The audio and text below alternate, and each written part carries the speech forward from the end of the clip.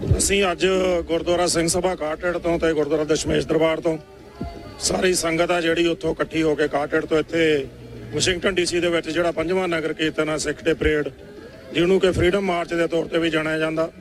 ਸੋ ਇਹ ਸਿੱਖਾਂ ਦੇ ਰਾਜ ਦੀ ਜਿਹੜੀ ਅਲੱਗ ਗੱਲ ਚੱਲਦੀ ਆ, ਜਿਹਦੇ ਲਈ ਸਿੱਖ ਕੌਮ ਹੁਣ ਤੱਕ ਹਮਲਾ ਮਾਰ ਰਹੀ ਆ। ਸੋ ਸਾਡੇ ਆਜ਼ਾਦ ਮੁਲਕ ਖਾਲਿਸਤਾਨ ਲਈ ਜਿਹੜੀ ਇਹ ਪਰੇਡ ਹੈ ਕੱਢੀ ਗਈ ਆ। ਸੋ ਇਹਦੀ ਵਿਲੱਖਣਤਾ ਵੀ ਇਹੀ ਆ ਕਿਉਂਕਿ ਜਦੋਂ ਦਸਮ ਪਾਤਸ਼ਾਹ ਨੇ ਖਾਲਸਾ ਪੰਥ ਸਾਜਿਆ ਤਾਂ ਸਾਨੂੰ ਬਾਕੀਆਂ ਤੋਂ ਨਿਆਰਾ ਵਿਲੱਖਣ ਇੱਕ ਅਲੱਗ ਪਹਿਚਾਣ ਦਿੱਤੀ। ਅਸੀਂ ਜੋ ਵੀ ਸਾਡੇ ਤੇ ਜ਼ੁਲਮ ਹੋਇਆ ਉਹਦੇ ਖਿਲਾਫ ਅਸੀਂ ਬੋਲਦੇ ਹੀ ਬੋਲਦੇ ਹਾਂ, ਬਲਕਿ ਜੋ ਕੋਈ ਮਾਈਨੋਰਟੀਜ਼ ਤੇ ਵੀ ਕੋਈ ਜ਼ੁਲਮ ਹੁੰਦਾ ਉਹਦੇ ਖਿਲਾਫ ਵੀ ਅਸੀਂ ਬੋਲਦੇ ਹਾਂ। ਹੁਣ ਜੇ ਦੇਖਿਆ ਜਾਵੇ ਤਾਂ ਬਾਹਰਲੇ ਦੇਸ਼ਾਂ ਦੇ ਵਿੱਚ ਤਾਂ ਸਿੱਖਾਂ ਦੀ ਚੜ੍ਹਦੀ ਕਲਾ, ਇੱਥੇ ਤਾਂ ਕਈ ਜਗ੍ਹਾ ਤੁਸੀਂ ਦੇਖਿਆ ਹੋਣਾ ਵੀ ਸਿੱਖ ਕਿਰਪਾਨਾਂ ਪਾ ਕੇ ਆਮ ਫਿਰਦੇ ਆ।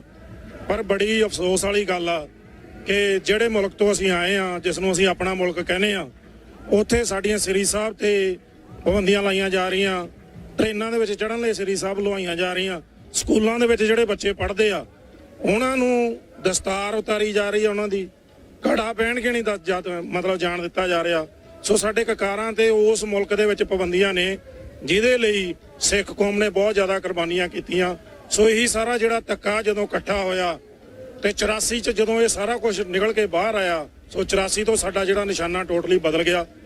ਅੱਜ ਜਿਹੜਾ ਸਿੱਖ ਕੌਮ ਦਾ ਅਸਲ ਨਿਸ਼ਾਨਾ ਉਹ ਇੱਕ ਆਜ਼ਾਦ ਮੁਲਕ ਖਾਲਿਸਤਾਨ ਆ, ਕਿਉਂਕਿ ਜਿੰਨੀ ਅਸੀਂ ਸੰਘਰਸ਼ ਕੀਤਾ ਉਸ ਦੇ ਵਿੱਚ ਸਾਨੂੰ ਜੋ ਅਸੀਂ ਪਹਿਲਾਂ ਮੰਗਾਂ ਮੰਨੀਆਂ, ਜੋ ਸਾਡੀਆਂ ਸੀਗੀਆਂ ਉਹਨਾਂ ਨੇ ਪੂਰੀਆਂ ਨਹੀਂ ਕੀਤੀਆਂ, ਬਲਕਿ ਅੱਜ ਤੱਕ ਉਸੇ ਤਰ੍ਹਾਂ ਧੱਕਾ ਹੁੰਦਾ ਆ ਰਿਹਾ।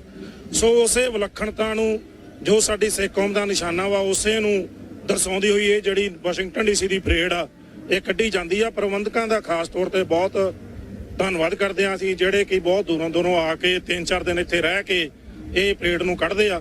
ਨਾਲ ਹੀ ਮੈਂ ਖਾਸ ਤੌਰ ਤੇ TV 84 ਦਾ ਵੀ ਧੰਨਵਾਦ ਕਰਦਾ ਕਿਉਂਕਿ ਇਹ ਚੈਨਲ ਆ ਜਿਹੜਾ ਇਹ ਸਿੱਖਾਂ ਦੀ ਆਜ਼ਾਦ ਹਸਤੀ ਦੀ, ਆਜ਼ਾਦ ਮੁਲਕ ਦੀ, ਖਾਲਿਸਤਾਨ ਦੀ ਗੱਲ ਕਰਦਾ।